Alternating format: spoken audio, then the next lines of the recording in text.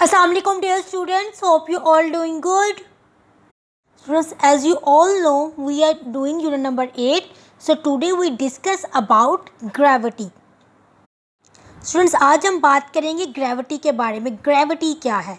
Gravity is another type of force. Gravity भी आपके पास एक फोर्स ही, जैसे हमने प्रीवियस फ्रिक्शन को डिस्कस किया था, वो एक फोर्स थी. वैसे ही ग्रेविटी भी एक फोर्स है. It is the force which pulls things towards each other. Students, ये एक ऐसी फोर्स है जो चीज़ों को पुल करती है, मतलब खींचती है टूवर्ड्स ईच अदर, एक दूसरे की तरफ, और या the centre of the earth, या फिर अर्थ के सेंटर की तरफ जो है वो पुल करती है. यानी कि इन सिंपल वर्ड, ग्रेविटी आपकी एक ऐसी फोर्स है जिसकी वजह से यहाँ तो चीज़ें एक दूसरे की तरफ पुल होती हैं, अट्रैक्ट होती हैं, या अर्थ जो है हर चीज़ को अपनी तरफ अट्रैक्ट करती है. स्टूडेंट्स, एक जनरल आपको बात बता दूं कि हमारी अर्थ पर जितनी भी चीज़ें हैं, हर चीज़ दूसरी चीज़ को अपनी तरफ पुल करती है. लेकिन चूँकि अर्थ जो है उसका मास ह्यूमन के कंपैरिजन, बहुत सी चीज़ों के कंपैरिजन बहुत ज़्यादा होता है, इसलिए बहुत सारी जो चीज़ें हैं वो अर्थ की तरफ ही मूव करती हैं. लेकिन अगर किसी का मास अर्थ से भी ज़्यादा है तो अर्थ जो है वो उसकी तरफ अट्रैक्ट होगी. जैसे कि सन है, सन का मास अर्थ के कंपैरिजन बहुत ज़्यादा है, इसलिए सन की ग्रेविटी की वजह से जो अर्थ है वो सन के गिर्द जो है वो मूव करती है. Gravity always draw objects toward one and other. Gravity की वजह से चीज़ें हमेशा एक दूसरे की तरफ मूव करती हैं, एक दूसरे की तरफ अट्रैक्ट करती हैं. इट नेवर रेपल्स देम, यानी कि वो रेपल्स, फोर्स ऑफ रिपल्शन उनके दरमियान नहीं होती, यानी कि वो एक दूसरे से दूर नहीं जाती बल्कि एक दूसरे की तरफ मूव करती हैं. इन 1665 a scientist called sir Isaac Newton was sitting under an apple tree when an apple fell to the ground. Students, इस नेक्स्ट हम डिस्कस करेंगे कि कैसे जो है वो ग्रेविटी इन्वेंट हुई थी और किसने इन्वेंट की थी. तो एक्चुअली ग्रेविटी इन्वेंट जो हुई थी, इसका जो कॉन्सेप्ट आया था वो सर आइजैक न्यूटन ने दिया था, और उनके साथ एक इंसिडेंट हुआ था जिसकी वजह से उन्होंने ग्रेविटी जो है वो डिस्कवर की थी. सर आइजैक न्यूटन जो थे वो एक दिन एक एप्पल ट्री के नीचे बैठे हुए थे, जब सडनली एक एप्पल जो है ग्राउंड की तरफ आके गिरा. Why did it fall, he thought. तो उन्होंने सोचा ऐसा क्यों हुआ. तो हिमसेल्फ उन्होंने खुद सोचा, नो वन हैड पुश्ड और पुल इट. किसी ने ना तो इसको खींचा है, ठीक है, ना इसको पुश किया है या धक्का दिया जिसकी वजह से ये गिरे.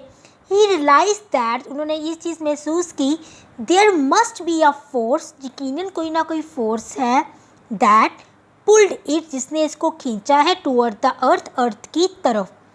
ही कॉल्ड दिस फोर्स ग्रेविटी. उन्होंने इस फोर्स को ग्रेविटी का नाम दिया. As you can see this diagram, यहाँ पर हमारे हाथ में एक कप था जो कि हमारे हाथ में ऊपर से नीचे की तरफ गिरा. If you drop a tea cup, gravity will pull it down toward the centre of earth. अगर आपके हाथ से एक कप गिरेगा तो किसकी तरफ आएगा, ये नीचे की तरफ आएगा, बिकॉज अर्थ की ग्रेविटी ने इसको पुल किया है, तो ये कप नीचे आके गिरा है. इसके अलावा कोई भी चीज़ ऊपर की तरफ फेंके, लाइक बॉल, पेंसिल, ठीक है, आपकी काइट जो हवा में उड़ती हैं, अगर वो भी उन्हें टूट जाती हैं, ठीक है, उनकी डोर टूट जाती है, तो वो भी वापस ज़मीन पर ही आकर गिरती हैं. Like magnetism, gravity can not be seen. Magnetism की तरह ग्रेविटी को भी हम नहीं देख सकते. मैग्नेटिज्म मतलब मैग्नेट से जो फोर्स लगती है, जैसे मैग्नेट चीज़ों को अपनी तरफ खींचता है, स्पेशली आयरन. मैग्नेट जो होता है वो आयरन की बनी चीज़ों को अट्रैक्ट करता है, उसके साथ अटैच हो जाता है, लेकिन उसकी वो अट्रैक्ट जो फोर्स होती है वो हमें नज़र नहीं आती, इनविजिबल है. इसी तरीके से ग्रेविटी भी हमें अप्लाई होती हुई नज़र नहीं आती, ये भी एक इनविजिबल फोर्स है. But it can be failed, लेकिन आप उसे महसूस कर सकते हैं जब एक चीज़ दूसरे की तरफ मूव करती है. It is the force which keep the planet orbiting around the sun. इसी फोर्स की वजह से जो प्लैनेट्स हैं वो सन के गिर्द जो है वो मूव करते हैं, अपने ऑर्बिट में मूव कर रहे हैं. And stop you from floating in space, और इसकी वजह से जो है वो स्पेस में फ्लोट नहीं करते, यानी कि कहीं पर भी आगे पीछे मूव नहीं कर सकते, बल्कि वो अपने ही ऑर्बिट में सन के गिर्द मूव करते हैं। अर्थ भी एक प्लैनेट है, हमारी अर्थ भी जो है वो सन के गिर्द मूव करती है। इसी तरीके से मून जो है स्टूडेंट्स वो अर्थ के गिर्द मूव करता है, क्योंकि अर्थ का जो मास है मून के कंपैरिजन ज़्यादा है, तो अर्थ की जो ग्रेविटी है वो मून पर अप्लाई होती है और जो मून है वो अर्थ के गिर्द मूव करता है।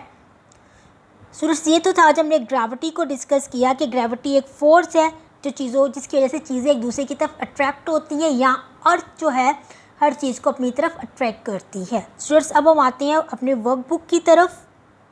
स्टूडेंट्स वर्कबुक में पेज नंबर 20 पर आपके पास एक डेफिनेशन बेस्ड क्वेश्चन है। Define the following with example.